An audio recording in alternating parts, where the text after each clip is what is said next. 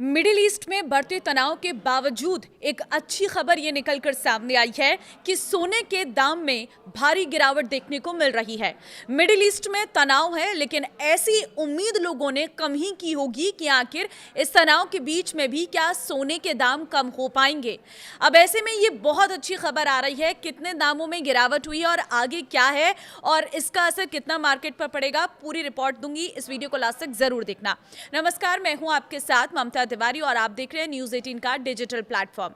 Middle east में बढ़ते तनाव के बावजूद सराफा बाजार से ये राहत की खबर है। शनिवार 7 मार्च को सोने और चांदी की कीमतों में गिरावट दर्ज की गई है। पिछले कुछ दिनों से सोने के दाम लगातार बढ़ रहे थे, लेकिन अब बाजार में मुनाफा वसूली के कारण कीमतों में थोड़ी नरमी आई है। भारत में 24 कैरेट सोना करीब 1,61,000 रुपए प्रति 10 ग्राम के आसपास चल रहा है।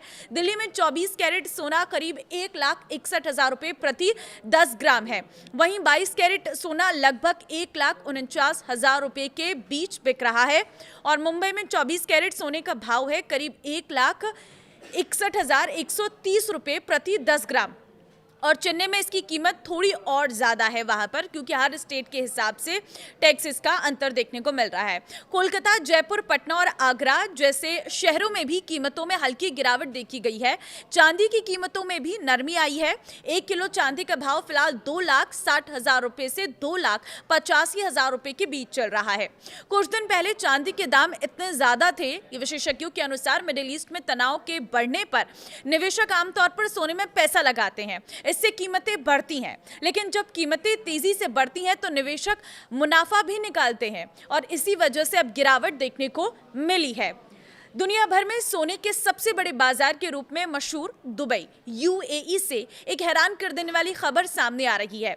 जहां एक तरफ ईरान और इजराइल के बीच छिड़ी जंग की वजह से अंतर्राष्ट्रीय बाजार में सोने की कीमतें आसमान छू रही हैं, तो वहीं दुबई के व्यापारियों ने सोने पर भारी डिस्काउंट देना शुरू कर दिया है।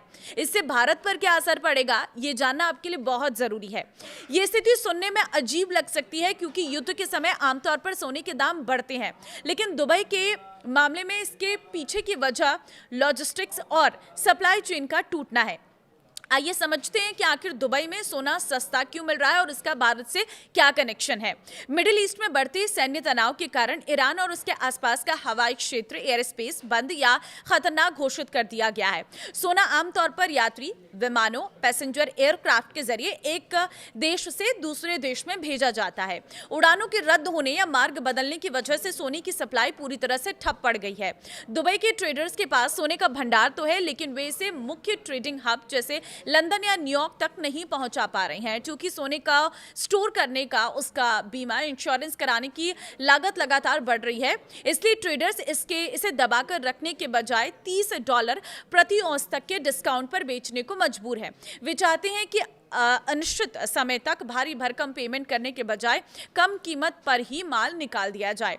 सोने को सुरक्षित पहुंचाना हमेशा से एक बड़ी चुनौती रहा है। जंग के कारण शिपिंग और इंश्योरेंस की लागत 60% से लेकर 70% तक बढ़ गई है। हालांकि कुछ ट्रेडर्स ने ओमान या सऊदी अरब के रास्ते जमीन से सोना भेजने का विचार किया है, लेकिन बॉर्डर पार करने में शामिल जोखिम और सुरक्षा चिंताओं की वजह से कंपनियां हिचकिचा रही हैं। जल्दी डिलीवरी की कोई गारंटी न होने के कारण कई खरीदारों ने अपने नए ऑर्डर भी रद्द कर दिए हैं। भारत पर क्या असर होगा इसका? तो देखिए, भारत दुनिया में सोने का सबसे बड़ा खरीदार है और हमारी सप्लाई का एक बड़ा हिस्सा दुबई से आता है। इस संकट के दो पहलू भारत पर दिख रहे हैं। देखिए, आर्गुमेंट एंटरप्राइज और एमएमटीसी पीएमपी जैसे बड़े डीलर्स का मानना है कि कई शिपमेंट फंसने की वजह से भारत में फिजिकल गोल्ड, असली सोने की उपलब्धता में शॉर्ट टर्म कमी आई है। भारत की सबसे बड़ी रिफाइनरी भी अपने कच्चे सोने का करीब 10% हिस्सा मिडिल ईस्ट से लेती है, जो फिलहाल रुक गया है। राहत की बात यह है कि भारत में फिलहाल पैनिक जैसी स्थिति नहीं है। जानकारों का कहना है कि जनवरी में भारी मात्रा में किए गए इंपोर्ट की वजह से भारतीय डीलर्स के पास पर्याप्त इन्वेंट्री स्टॉक मौजूद है। चूंकि अभी शादियों का मुख्य सीजन परिवर्तन आने में थोड़ा समय है, इसलिए शॉर्ट टर्म मांग कम है और पुराने स्टॉक से काम चल रहा है।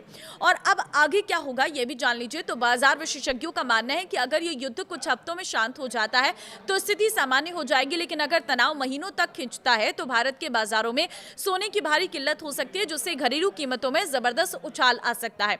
फिलहाल स्पॉट गोल्ड अंतर्राष्ट्रीय बाजार में डॉलर 5000 प्रति औंस के करीब ट्रेड कर रहा है। डॉलर की मजबूती और युद्ध की अनिश्चितता ने विश्वकों को उलझन में डाल रखा है।